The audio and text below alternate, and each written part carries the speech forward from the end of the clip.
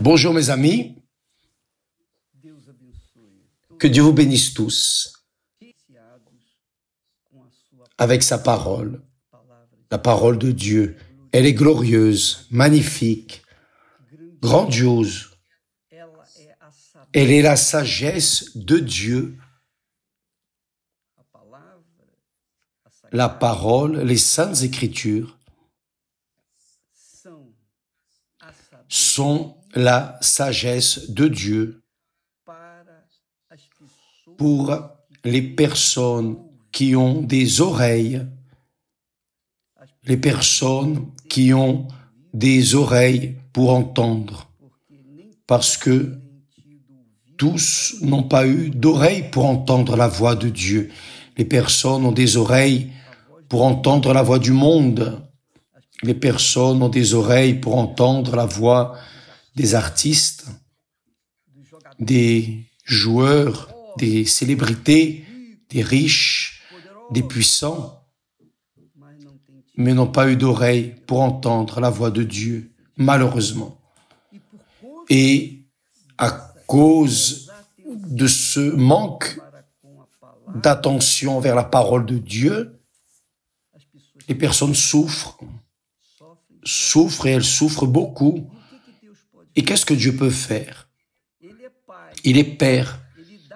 Il donne les instructions à tous, mais tous ne considèrent pas sa voix. Que peut-il faire?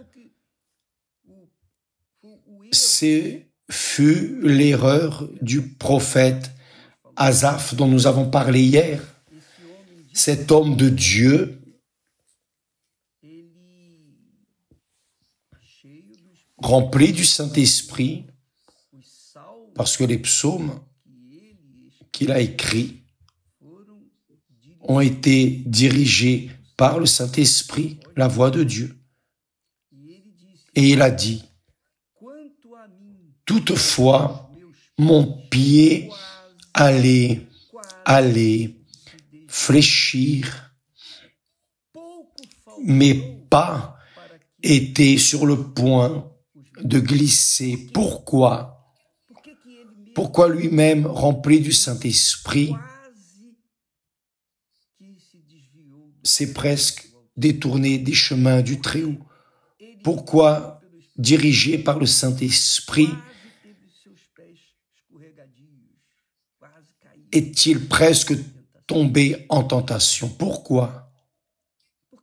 Pourquoi est-ce que beaucoup de personnes qui me regardent en cet instant sont remplies, par exemple, d'amertume, de tristesse, d'échec, de jalousie? Pourquoi? Pourquoi est-ce que tant de personnes aujourd'hui gémissent? Beaucoup disent, ah, c'est la chance. Ah, quelle chance ou malchance ou de hasard. Qui croit en Dieu n'a besoin ni de chance ni de hasard. Ces deux choses viennent de la même source qui est l'enfer. Les personnes souffrent. Pourquoi? Parce que même ayant le Saint-Esprit, même étant baptisées du Saint-Esprit, elles souffrent. Pourquoi? Parce qu'elles tombent dans la tentation. Elles tombent dans la tentation de prêter attention à la voix ou aux voix du monde. Prêter l'oreille aux voix des autres personnes, donner de l'attention à ce qui n'est pas bon. Vous me regardez maintenant et vous portez en vous ce ressentiment, ce sentiment de jalousie, tout comme le prophète Asaph, qui pour un moment,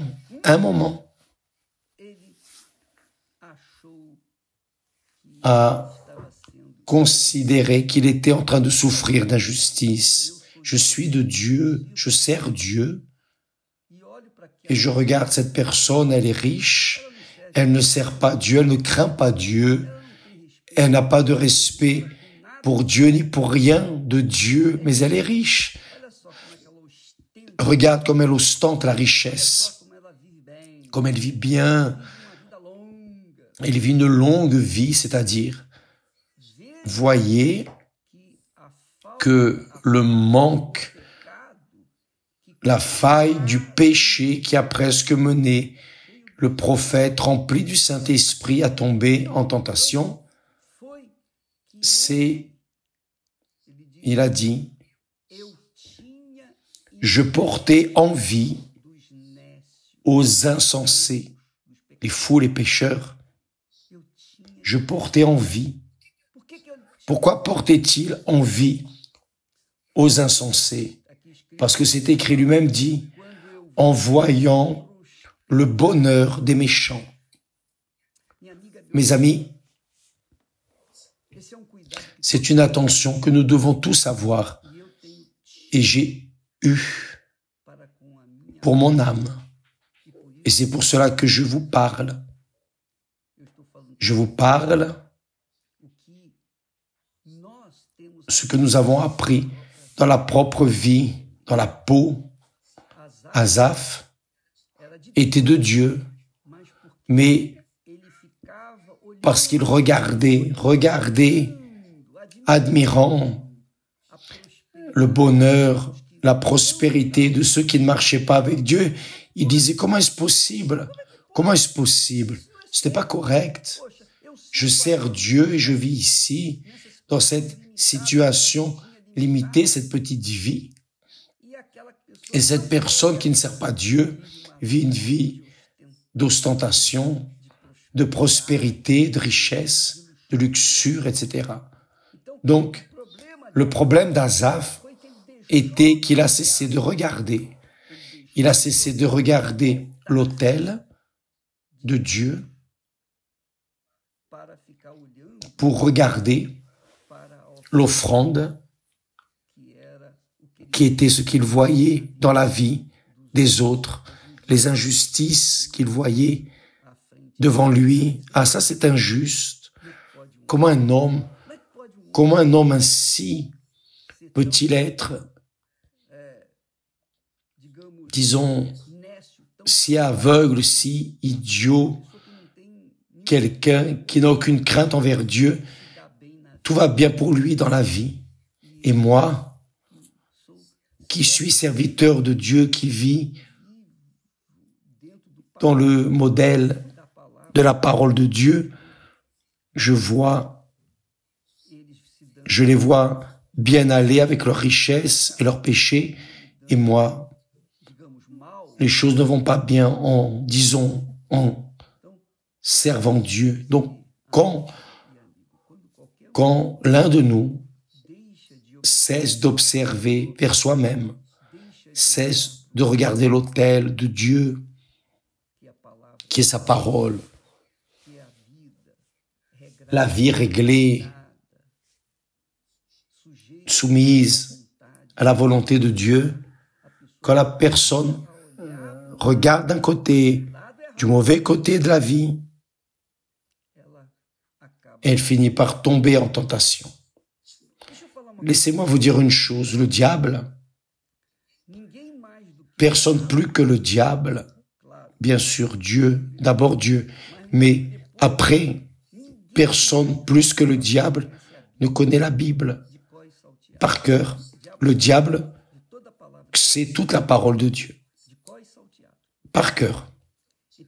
Donc le diable sait ce que la parole de Dieu condamne. Donc que fait-il? Il mène les personnes à faire précisément ce que la parole de Dieu condamne. Regarde l'autel. Mais le diable dit non. Regarde l'offrande, tu as fait une offrande, là, tu as mis le meilleur. C'est-à-dire, vous pensez, au lieu de regarder l'autel qui bénit l'offrande, qui rend l'offrande puissante, qui accepte ou n'accepte pas l'offrande, la personne regarde l'offrande Au lieu de regarder l'autel, elle regarde l'offrande qu'elle a donnée. Et là, c'est pas bon. C'est le cas, par exemple, la Bible dit ici, dans la sagesse de Salomon, nous trouvons que Dieu dit, voyez, celui qui observe le vent ne sèmera point, et celui qui regarde les nuages ne moissonnera point. Voyez, c'est le conseil de la parole de Dieu. Qu'est-ce que le diable fait? Il mène les personnes à observer le vent, les difficultés, la vie bénie des autres, ce que les autres ont ou n'ont pas. Les personnes regardent la vie d'autrui au lieu de regarder vers elles-mêmes, elles regardent les autres. Quand elles regardent les autres et font la comparaison entre les autres et elles disent « Ah, ça c'est une injustice. Je sers Dieu depuis si longtemps, regardez ma vie.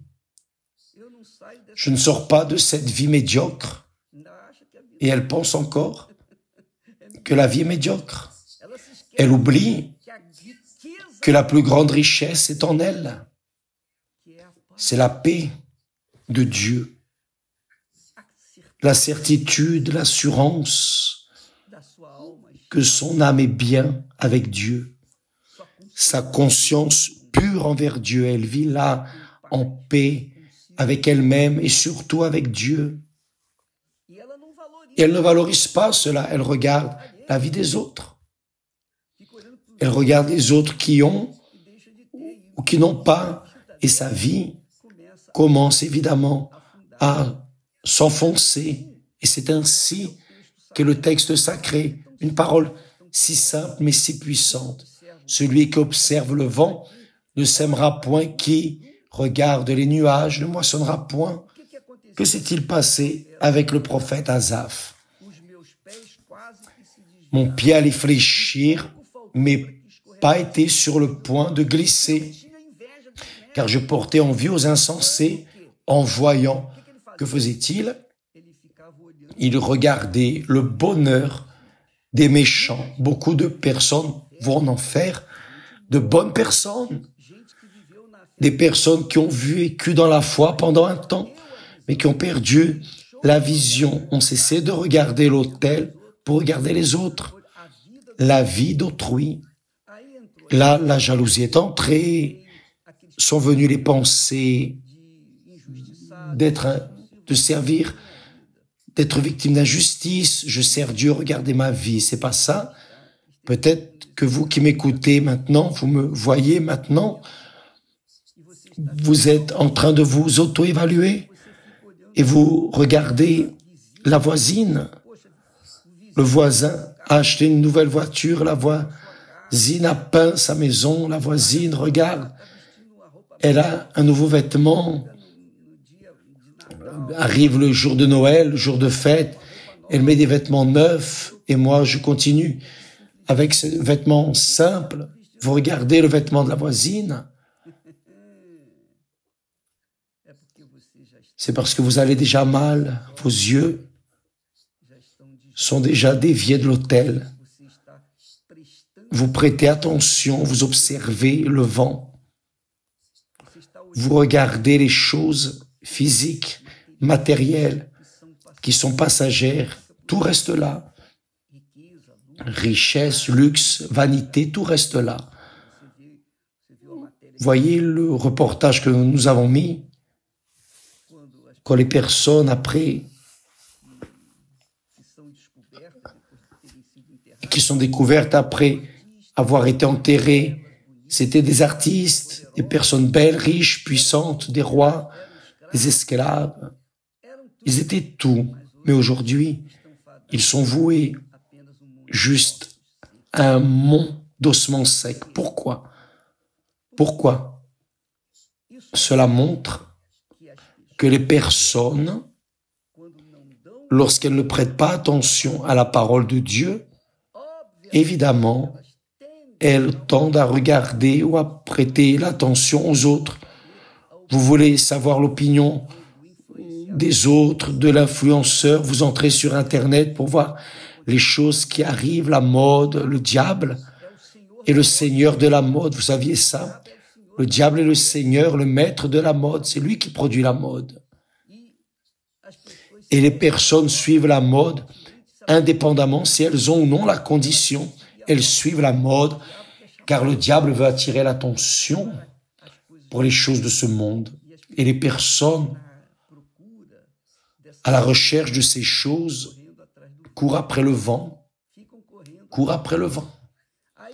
Et là, lorsqu'elles vont à l'église, font des prières, les prières sont des prières vides, des prières qui frappent au plafond et retombent à terre, car elles n'ont pas d'expression, n'ont pas d'âme, d'esprit, n'ont pas de sincérité, parce qu'au fond, elles veulent que le Seigneur les serve plutôt que de servir le Seigneur. Quand la parole dit Seigneur, c'est parce que c'est lui qui est le Seigneur. Et nous, lorsque nous nous positionnons dans la condition de serviteur, nous faisons la volonté de notre Seigneur. Cependant, si nous voulons renverser les choses, c'est ce qui va arriver. Celui qui observe le vent ne sèmera point. Celui qui regarde les nuages ne moissonnera point. Peut-être que vous êtes cette personne, mes amis. Et je ne suis pas là, s'il vous plaît, en train de pointer le doigt vers vous, non. Car lorsque nous pointons le doigt contre une personne, il y en a 4 pointés vers nous. Ce n'est pas ça. Nous voulons juste attirer votre attention parce que vous êtes peut-être en train de tomber pour rien, comme ce fut le cas du prophète Asaph. Et Dieu a permis cela. Dieu a permis pour rester gravés, pour que nous soyons humbles et pour considérer notre propre vie. Le Seigneur Jésus n'est pas venu dans ce monde, mes amis, pour nous apporter les royaumes de ce monde, les choses du monde. Il est venu à ce monde pour apporter le royaume des cieux, le royaume de Dieu, en nous, lui régnant en nous. Et lorsqu'il règne en nous, nous avons la paix. Nous restons en paix. Et pas seulement la paix, nous restons joyeux, heureux, peu importe les conditions. Vivons une vie avec beaucoup ou peu, nous serons toujours en paix, car beaucoup ou peu ne fait pas de différence lorsque nous avons le royaume de Dieu en nous, le Seigneur des Seigneurs en nous. Quelqu'un a dit, ah, tel marche comme s'il avait un roi dans le ventre. Non, quand vous avez le roi, quand vous marchez avec Dieu, vous avez le roi dans votre cœur. Le roi règne en vous, c'est le Saint-Esprit, l'Esprit de Dieu, qui est le sceau de Dieu en nous. Quand nous avons le sceau de Dieu, l'Esprit de Dieu en nous, qui est plus riche que nous? Bien sûr que le monde ne voit pas cette richesse. Le monde nous hait car nous sommes heureux. Que peut-on faire? Jésus est venu pour tous, mais tous n'ont pas des oreilles pour entendre sa voix. Que peut-on faire? Ils vont souffrir. Qui écoute la voix du monde, qui prête attention aux choses du monde, observe le vent. Observe le vent donc. Il ne va pas semer. Et s'il ne sème pas, il ne moissonnera pas non plus. C'est la réalité. Mais celui qui regarde avec les yeux spirituels, avec les yeux divins, la parole de Dieu, fait attention à la parole de Dieu, alors celui-ci est heureux. Jésus a dit, cherchez premièrement le royaume et la justice de Dieu, son éthique. et toutes les autres choses vous seront données par-dessus. En son temps, bien sûr. Ce n'est pas dans notre temps, mais au temps de Dieu. Parce que si vous cherchez le royaume de Dieu, si le royaume de Dieu entre en vous, alors vous laissez le Saint-Esprit vous mener et il va vous conduire vers les verts pâturages, les eaux tranquilles, du repos, vous aurez la paix.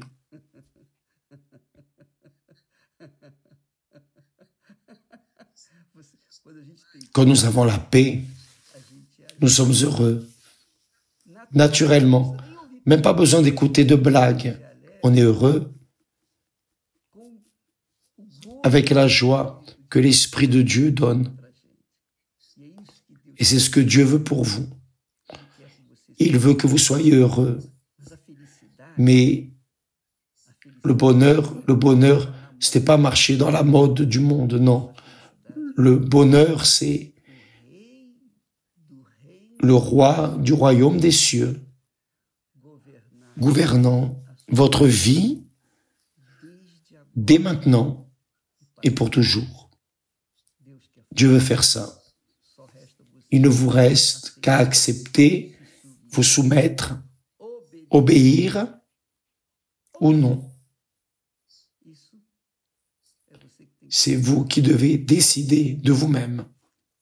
D'accord ? Que le Saint-Esprit descende sur vous, mes amis. Vous qui avez soif de la vérité, vous avez soif de connaître Dieu, qu'en ce moment, il descende sur vous, qu'il vienne vous orienter. Cela ne dépend que de vous. Nous pouvons prier, demander pour vous, mais si vous ne décidez pas de vous soumettre au Seigneur du royaume de Dieu, royaume des cieux, la gouvernance du roi du royaume des cieux en vous, il ne peut rien faire. C'est une question d'option. Que Dieu vous bénisse. Aujourd'hui, ce soir, nous aurons une campagne d'enseignement au sujet de l'âme.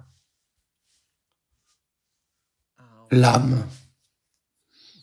Allez à une église universelle du royaume de Dieu où les pasteurs seront disponibles pour vous enseigner à prendre soin de votre âme.